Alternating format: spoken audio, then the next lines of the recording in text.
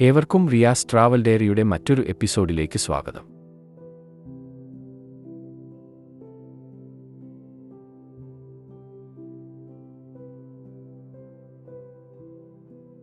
Everest base ക്യാമ്പിലേക്കുള്ള എൻ്റെ യാത്രയുടെ വിശേഷങ്ങൾ തുടരുന്നു.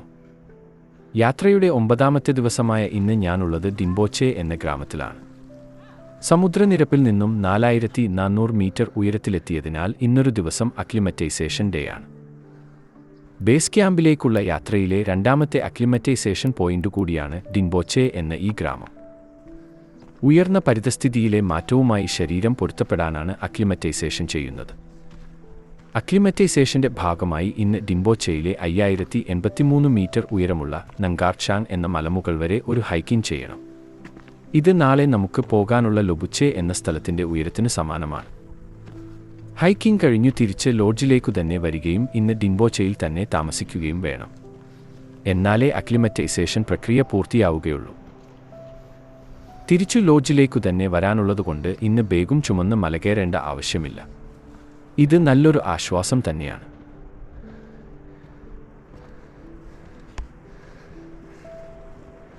നങ്കാർചാങ് മലമുകളിലേക്കുള്ള പാത വളഞ്ഞും തിരിഞ്ഞുമാണ് മുകളിലേക്ക് പോകുന്നത്.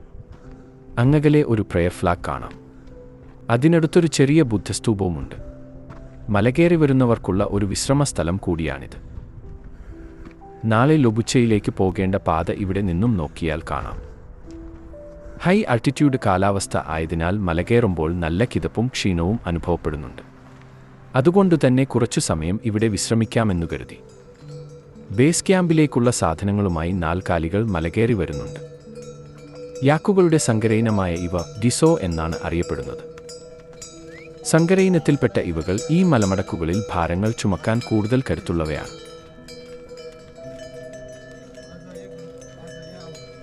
അല്പസമയത്തെ വിശ്രമത്തിനു ശേഷം ഞങ്ങൾ വീണ്ടും നങ്കാർചാങ് പീക്ക് ലക്ഷ്യമാക്കി മലകയറാൻ തുടങ്ങി. മദൻ എനിക്ക് മുമ്പിലായി വളരെ ലാഘവത്തോടെയാണ് മലകയറുന്നത്. അവർ ജനിച്ചു വളരുന്നത് തന്നെ ലോകത്തിലെ തന്നെ ഉയരം കൂടിയ ഹിമാലയൻ കൊടുമുടികളുടെ പ്രാന്തപ്രദേശങ്ങളിലാണ്. അതുകൊണ്ടുതന്നെ ശാരീരികക്ഷമതയിൽ അവർ നമ്മെക്കാൾ കൂടുതൽ കരുത്തുള്ളവരും ജന്മന ഈ മലമടക്കുകളിൽ വസിക്കാനുള്ള പ്രത്യേകതകൾ ഉള്ളവരുമാണ്. നാളെ ലൊബുച്ചയിലേക്ക് പോവാനുള്ള വഴിയാണ് ആ കാണുന്നത്. ഞങ്ങൾ മുമ്പോട്ട് മല കയറിക്കൊണ്ടിരുന്നു. മരണപ്പെട്ടുപോയ പർവ്വതാരോഹകരുടെ ഓർമ്മകൾക്കായി സ്ഥാപിച്ച ചില സ്തൂപങ്ങൾ ഇവിടെയും കാണാം. എവറസ്റ്റ് മേഖലയിലെ ട്രെക്കർമാർക്കും പർവ്വതാരോഹകർക്കും ഒരു പ്രധാന അക്ലിമറ്റൈസേഷൻ പോയിന്റാണ് നങ്കാർചാങ് പീക്ക്.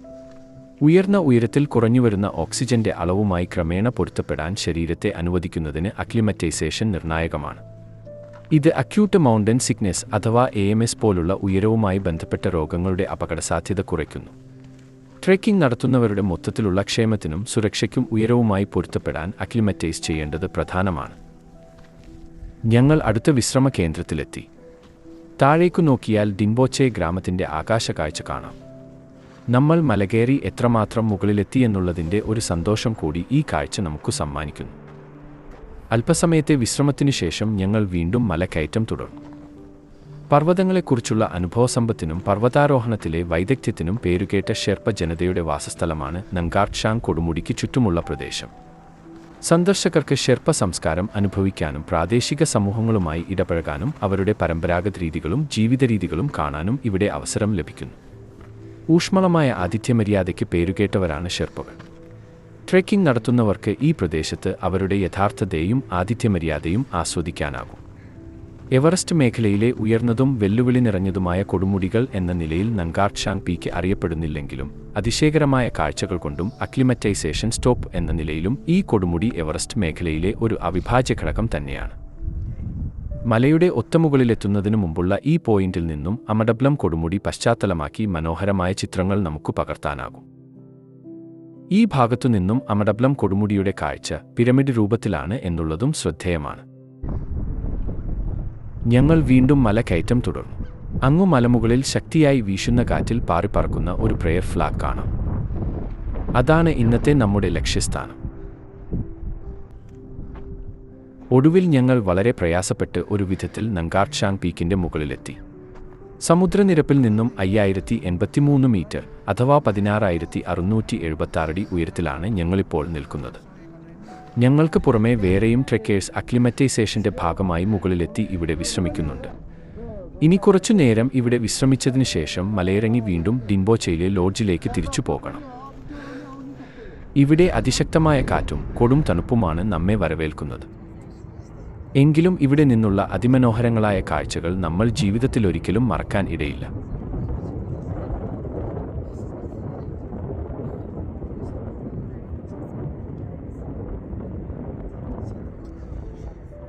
ഇന്നെൻ്റെ യാത്രയുടെ 10ാമത്തെ ദിവസം. ഇന്ന് ഡിംബോച്ചയിൽ നിന്നും അടുത്ത ക്യാമ്പായ ലൊബുച്ചയിലേക്കാണ് യാത്ര. സമുദ്രനിരപ്പിൽ നിന്നും 5000 മീറ്റർ ഉയരത്തിലാണ് ലൊബുച്ചെ എന്ന ക്യാമ്പ് സ്ഥിതി ചെയ്യുന്നത്. ഇന്നലെ വിജയകരമായി അക്ലിമറ്റൈസേഷൻ പൂർത്തിയാക്കിയതുകൊണ്ട് ധൈര്യമായി മുമ്പോട്ടു പോകാം. സമുദ്രനിരപ്പിൽ നിന്ന് 4500ഓളം മീറ്റർ മുകളിലെത്തിയതിനാൽ ഇനിയങ്ങോട്ട് ഉയരത്തിൽ വളരുന്ന മരങ്ങളോ ചെടികളോ ഒന്നും തന്നെയുണ്ടാവില്ല. ഉയരം കുറഞ്ഞ കുറ്റിച്ചെടികൾക്കു മാത്രമാണ് ഈ പരിതസ്ഥിതിയിൽ വളരാൻ സാധിക്കുന്നത്. ഡിംബോച്ചയിൽ നിന്നും ഒരു വലിയ കയറ്റം കയറിവന്നതിനാൽ ക്ഷീണം മാറ്റാൻ അല്പം വിശ്രമിക്കേണ്ടി വന്നു. കൂടെ മറ്റു ട്രെക്കേഴ്സും അവരുടെ ഗൈഡുമാരും പോർട്ടേഴ്സും ഉണ്ട്. ഇന്നലെ നങ്കാർച്ചാം പീക്ക് കയറാൻ വന്നപ്പോൾ കണ്ട വഴിയിലെ ആദ്യത്തെ വിശ്രമസ്ഥലം തന്നെയാണ് ഇത്. ഇനി ഇവിടെ നിന്നുമാണ് ലൊബുച്ചയിലേക്കുള്ള വഴിയിലേക്കു തിരിയേണ്ടത്. കുറച്ചു സമയത്തെ വിശ്രമത്തിനു ശേഷം ഞങ്ങൾ ലൊബുച്ചെ ലക്ഷ്യമാക്കി യാത്രയാരംഭിച്ചു.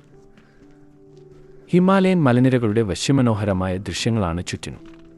ഹൈ ആൾട്ടിറ്റ്യൂഡ് കാരണം നിരപ്പായ പ്രദേശത്തുകൂടി നടക്കുമ്പോൾ പോലും വല്ലാത്ത കിതപ്പ് അനുഭവപ്പെടുന്നുണ്ട്. അതുകൊണ്ട് തന്നെ എൻ്റെ ഗൈഡ് മദനോട് ഞാൻ ഇടയ്ക്കിടയ്ക്ക് വിശ്രമം ആവശ്യപ്പെട്ടുകൊണ്ടിരുന്നു. കടുത്ത വെയിലിൽ നമ്മുടെ ചർമ്മത്തിന് സാരമായ നിറവ്യത്യാസങ്ങൾ, വരണ്ടുപൊട്ടൽ എന്നിവ ഉണ്ടാവാൻ സാധ്യതയുള്ളതുകൊണ്ട് ഈ ഭാഗത്തുകൂടി സഞ്ചരിക്കുമ്പോൾ സൺ പ്രൊട്ടക്ഷൻ ക്രീമുകൾ ഉപയോഗിക്കുന്നത് നല്ലതായിരിക്കും. മരങ്ങളുടെ മറവുകൾ ഒന്നും ഇല്ലാത്തതിനാൽ കണ്ണെത്താ ദൂരത്തോളം പരന്നുകിടക്കുന്ന ഭൂമി വ്യക്തമായി കാണാം. ചുറ്റുഭാഗവും വൻ കൊടുമുടികളാൽ നിറഞ്ഞ ഈ പ്രദേശത്തിലൂടെ നടക്കുമ്പോൾ പണ്ട് സ്കൂളിൽ നമ്മെ പഠിപ്പിച്ചിരുന്ന ഫലകചലന സിദ്ധാന്തമാണ് ഓർമ്മയിലേക്ക് വരുന്നത്. എങ്ങനെയാണ് ഈ ഹിമാലയം കൊടുമുടികളെല്ലാം തന്നെ രൂപപ്പെട്ടത്? 50 ദശലക്ഷം വർഷങ്ങൾക്ക് മുമ്പ് ആരംഭിച്ച് ഇന്നും തുടരുന്ന ഇന്ത്യൻ ഫലകവും യുറേഷ്യൻ ഫലകവും തമ്മിലുള്ള കൂട്ടിയിടിയുടെ ഫലമായാണ് ഹിമാലയൻ പർവ്വതനിരയും ടിബറ്റൻ പീഠഭൂമിയും രൂപപ്പെട്ടതെന്നാണ് പറയപ്പെടുന്നത്. പുസ്തകത്താളുകളിൽ നിന്നും പഠിച്ച ഭൂമിയുടെ ആ ഭാഗങ്ങളിലൂടെ ഇന്നിപ്പോൾ സഞ്ചരിക്കാൻ സാധിച്ചതിൽ വലിയ ആശ്ചര്യവും അഭിമാനവും തോന്നുന്നുണ്ട്. ഹിമാനികൾ ഉരുകി നദികൾ എങ്ങനെയാണ് രൂപപ്പെടുന്നതെന്ന് നമുക്കിവിടെ വ്യക്തമായി കാണാം. ഇംജാഖോല നദിയുടെ ഉദ്ഭവസ്ഥാനവും അത് രൂപപ്പെട്ട് ഡിംബോച്ചയിലേക്കൊഴുകുന്ന കാഴ്ച ഇവിടെ നിന്നും വ്യക്തമാണ്. ഇതു പിന്നീട് ദൂദ്കോഷി നദിയിൽ ചെന്നുചേരുന്നു. വഴി അനന്തമായി മുമ്പിൽ നീണ്ടു കിടക്കുകയാണ്. മണിക്കൂറുകളായി ഒരേ കാഴ്ചകൾ തന്നെ കാണുന്നതുകൊണ്ട് എത്ര നടന്നിട്ടും മുമ്പോട്ടു നീങ്ങാത്തതുപോലെയൊരു തോന്നൽ മനസ്സിൽ നമുക്ക് തോന്നിയേക്കാം.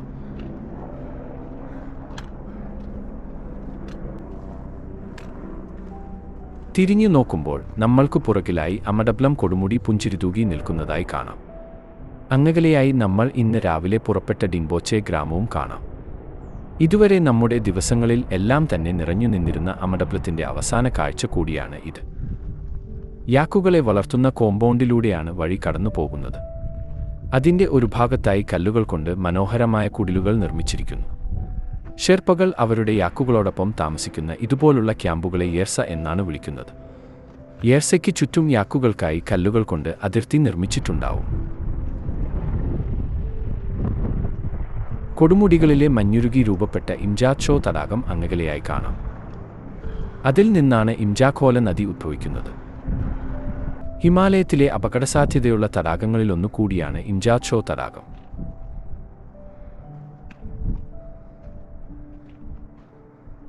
അങ്ങകലെയായി കാണുന്നതാണ് ഐലൻഡ് പീക്ക് എന്ന കൊടുമുടി. സമുദ്രനിരപ്പിൽ നിന്നും 6165 മീറ്റർ ഉയരമുള്ള ഈ കൊടുമുടി കീഴടക്കാൻ തുടക്കക്കാരായ പർവ്വതാരോഹകർ വർഷം തോറും എത്താറുണ്ട്. താഴ്വാരങ്ങളിലുള്ള പുൽമേടുകളിൽ ചെറുതും പലവർണ്ണങ്ങളിലുള്ളതുമായ പൂക്കൾ വിരിഞ്ഞു നിൽക്കുന്നുണ്ട്. ഇത് താഴ്വരക്കൊരു പ്രത്യേക ഭംഗി തന്നെ നൽകുന്നു. മണിക്കൂറുകൾ നിർത്താതെയുള്ള യാത്ര കാരണം വിശപ്പും ദാഹവും അലട്ടാൻ തുടങ്ങിയിരിക്കുന്നു. ഞങ്ങളുടെ യാത്ര തുക്ല എന്ന സ്ഥലത്തേക്ക് പ്രവേശിക്കുകയാണ്. ഇന്നത്തെ ഉച്ചഭക്ഷണ സ്റ്റോപ്പ് കൂടിയാണ് തുക്ല. അങ്ങകലെ നിന്നു തന്നെ തുക്ലയിലെ കെട്ടിടങ്ങൾ കാണാം. അതിനു മുമ്പിലായി പുഴ പോലെ ഒരു വലിയ ഗ്ലേഷ്യർ കാണുന്നുണ്ട്. കൊടുമുടികളിൽ നിന്നും മഞ്ഞുരുകിയും ഹിമപാതം സംഭവിച്ചും രൂപപ്പെട്ടതാണ് ഗ്ലേഷ്യറുകൾ.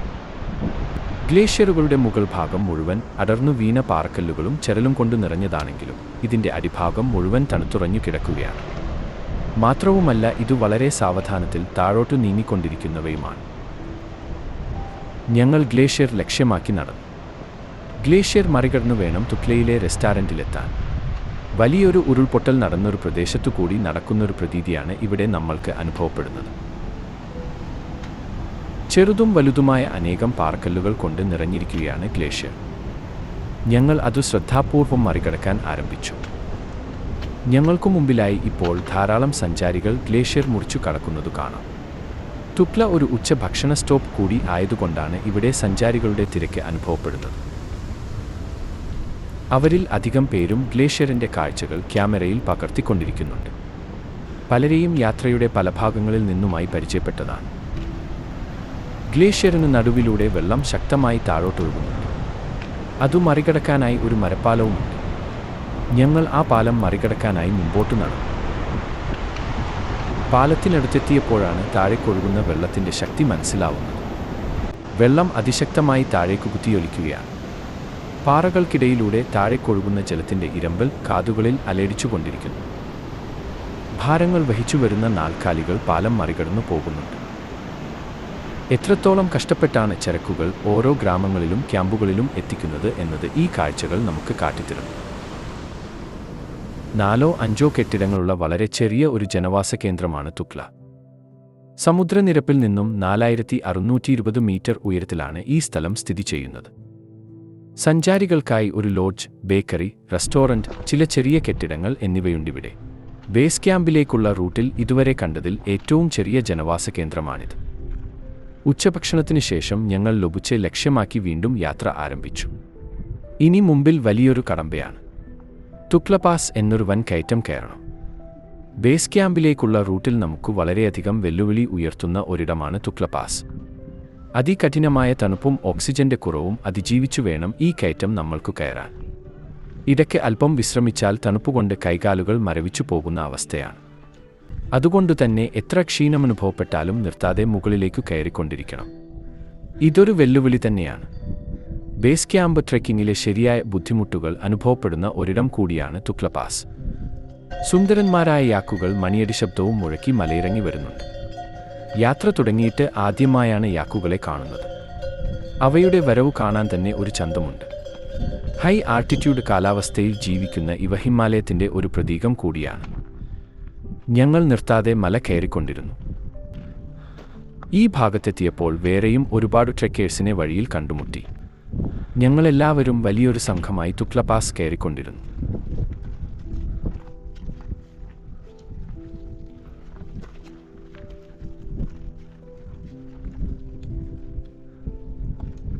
തുക്ല പാസ് കയറി മുകളിലെത്തുന്നത് മെമ്മോറിയൽ വ്യൂ പോയിന്റ് എന്ന നിലയിൽ പ്രസിദ്ധമായ ഒരു സ്ഥലത്തേക്കാണ്. ആത്മാക്കളുടെ താഴ്വര എന്നു തന്നെ ഇവിടം വിശേഷിപ്പിക്കാം. ഹിമാലയൻ കൊടുമുടികൾ കീഴടക്കാനുള്ള ഉദ്യമത്തിൽ ജീവൻ നഷ്ടപ്പെട്ട പർവ്വതാരോഹകരുടെ സ്മാരകങ്ങളാണ് ഇവിടെ കാണുന്നത്. ഇത് മരിച്ചവരുടെ കുടുംബാംഗങ്ങളും മലകയറ്റക്കാരുടെ അഭ്യുദയകാംക്ഷികളും ചേർന്നാണ് നിർമ്മിച്ചത്. സ്മാരകങ്ങളിൽ മനോഹരമായ പ്രാർത്ഥനകൾ എഴുതിവച്ചിട്ടുണ്ട്. ചെറുതും വലുതുമായ 100ഓളം സ്മാരകങ്ങൾ വിവിധ കാലങ്ങളിലായി ഇവിടെ നിർമ്മിച്ചിരിക്കുന്നു. പ്രശസ്തരായ പല പർവ്വതാരോഹകരുടെയും സ്മാരകശിലകൾ ഇവിടെ കാണാം. ഇതിൽ പലരുടെയും ജീർണിച്ചു പോവാത്ത മൃതശരീരങ്ങൾ ഇപ്പോഴും എവറസ്റ്റിൽ ഉണ്ടെന്ന് പറയുന്നു. 2024 വരെയുള്ള ഔദ്യോഗികമായ കണക്കുപ്രകാരം 340ഓളം ആളുകൾക്ക് എവറസ്റ്റിൽ ജീവഹാനി സംഭവിച്ചിരിക്കുന്നു. അവയിൽ 200-ലധികം ആളുകളുടെ മൃതശരീരങ്ങൾ ഇപ്പോഴും എവറസ്റ്റിൽ തന്നെയുണ്ടെന്നും പറയപ്പെടുന്നു. അതുകൊണ്ട് തന്നെ ലോകത്തിലെ ഏറ്റവും വലിയ തുറന്ന ശ്മശാനം എന്നും എവറസ്റ്റ് അറിയപ്പെടുന്നു. 1996-ൽ എവറസ്റ്റിലുണ്ടായ ദുരന്തത്തിൽ ജീവൻ നഷ്ടപ്പെട്ടുപോയ മൗണ്ടെയിൻ മാഡ്നെസ് എന്ന ഗ്രൂപ്പിന്റെ ടീം ലീഡറായിരുന്ന സ്കോട്ട് ഫിഷർ എന്ന വ്യക്തിയുടെ സ്മാരകം ഇവിടെ കാണാം. അന്ന് സംഭവിച്ച ആ ദുരന്തത്തിൽ 8 പേർക്ക് എവറസ്റ്റിൽ ജീവൻ നഷ്ടപ്പെട്ടു. ആ സംഭവത്തെ ആസ്പദമാക്കി പിന്നീട് ഒരുപാട് ഡോക്യുമെന്ററികളും സിനിമകളും ഇറങ്ങുകയുണ്ടായി. എത്രയോ കാലത്തെ പ്രയത്നത്തിനൊടുവിലാണ് ഓരോ പർവ്വതാരോഹകനും എവറസ്റ്റ് കീഴടക്കാനെത്തുന്നത്. തങ്ങളുടെ ജീവൻ പോലും ബലിയർപ്പിച്ച് ആഗ്രഹങ്ങൾ നിറവേറ്റാൻ ഇറങ്ങി തിരിച്ച ഇവരിലധികം പേരും എവറസ്റ്റിന്റെ നെറുകയിലെത്തി സബ്മിറ്റ് ചെയ്തു തിരിച്ചിറങ്ങുന്ന വേളയിലാണ് മരണത്തിന് കീഴ്പ്പെടുന്നത്. അതുകൊണ്ടൊക്കെ തന്നെ ഇവരാരും തന്നെ തോറ്റുപോയവരായി കണക്കാക്കപ്പെടുന്നില്ല. 1953 മെയ് 29-നാണ് മനുഷ്യൻ ആദ്യമായി എവറസ്റ്റിന്റെ നെറുകയിൽ കാലുകുത്തി ജീവനോടെ തിരിച്ചിറങ്ങുന്നത്. ന്യൂസിലാൻഡുകാരനായ സർ എഡ്മുണ്ട് ഹിലാരിയും അദ്ദേഹത്തിന്റെ നേപ്പാളി ഷെർപ്പ ടെൻസിംഗ് നോർഗയുമാണ് ആദ്യമായി എവറസ്റ്റ് വിജയകരമായി കീഴടക്കിയ പർവ്വതാരോഹകർ. എന്നാൽ അതിനു മുമ്പ് എവറസ്റ്റ് ആരെങ്കിലും കീഴടക്കിയിട്ടുണ്ടോ എന്ന ചോദ്യത്തിന് വ്യക്തമല്ലാത്ത ഒരുത്തരം ഒളിഞ്ഞിരിപ്പുണ്ട്. അതാണ് ഇതിഹാസ പർവ്വതാരോഹകനായ ജോർജ് മല്ലോറി. 1924-ൽ അദ്ദേഹത്തിന്റെ മൂന്നാമത്തെ പരിശ്രമം വിജയം കണ്ടെന്നും ഇല്ലെന്നും രണ്ടു അഭിപ്രായം ഇന്നും നിലനിൽക്കുന്നു. എന്നിരുന്നാലും അദ്ദേഹം ആ ശ്രമത്തിൽ മരണത്തിന് കീഴടങ്ങി. നീണ്ട 75 വർഷങ്ങൾക്കു ശേഷമാണ് അദ്ദേഹത്തിന്റെ മൃതദേഹം കണ്ടെത്തുന്നത്. സമ്മിറ്റിൽ നിന്നും ഏകദേശം 693 മീറ്റർ അകലത്തിലാണ് അദ്ദേഹത്തിന്റെ ബോഡി കണ്ടെത്തുന്നത്. ഇതൊരുപക്ഷേ തിരിച്ചിറങ്ങുമ്പോഴുണ്ടായ അപകടത്തിൽ മരണം സംഭവിച്ചതായിരിക്കാം എന്നും അഭിപ്രായമുണ്ട്. അതിനു കാരണമായി പറയപ്പെടുന്നതിൽ പ്രധാനപ്പെട്ടത് അദ്ദേഹം സബ്മിറ്റ് ചെയ്താൽ അവിടെ വെക്കാൻ ഉദ്ദേശിച്ചിരുന്ന അദ്ദേഹത്തിന്റെ ഭാര്യയുടെ ഫോട്ടോ ശരീരത്തിൽ നിന്നും കണ്ടെത്താൻ സാധിച്ചില്ല എന്നുള്ളതാണ്. ഈ ഉദ്യമത്തിൽ അദ്ദേഹത്തിന്റെ പങ്കാളിയായിരുന്ന സാൻഡി ഇർവിൻ എന്ന വ്യക്തിയുടെ കാൽപാദത്തിന്റെ അവശിഷ്ടമടങ്ങിയ ട്രെക്കിംഗ് ബൂട്ട് 100 വർഷങ്ങൾക്കു ശേഷം ഈയടുത്ത കാലത്ത് കണ്ടെത്തുകയുണ്ടായി. ചുരുളഴിയാത്ത ഒരു രഹസ്യമായി അവർ ഇരുവരുടെയും ചരിത്രം ഇന്നും എവറസ്റ്റിൽ അവശേഷിക്കുന്നു. ഇവിടെ കാണുന്ന ഓരോ സ്മാരകങ്ങൾക്കും സ്വപ്നങ്ങൾ തേടിപ്പോയ ഓരോ മനുഷ്യരുടെയും കഥകൾ പറയാനുണ്ടാവും. എവറസ്റ്റ് കീഴടക്കുക എന്നുള്ള ദൗത്യം എത്രമാത്രം അപകടം നിറഞ്ഞതാണെന്ന് തുക്ലയിലുള്ള സ്മാരകങ്ങൾ നമ്മെ ഓർമ്മപ്പെടുത്തുന്നു. ഞങ്ങൾ ലൊബുച്ചയിലേക്ക് അടുക്കാറായിരിക്കുന്നു. അങ്ങകലെ എവറസ്റ്റിനോട് ചേർന്നു നിൽക്കുന്ന നുപ്സെ പർവ്വതം ഭാഗികമായി കാണുന്നുണ്ട്. നാളത്തെ യാത്രയോടുകൂടി നമ്മുടെ ലക്ഷ്യസ്ഥാനമായ എവറസ്റ്റ് ബേസ് ക്യാമ്പിലെത്തിച്ചേരും.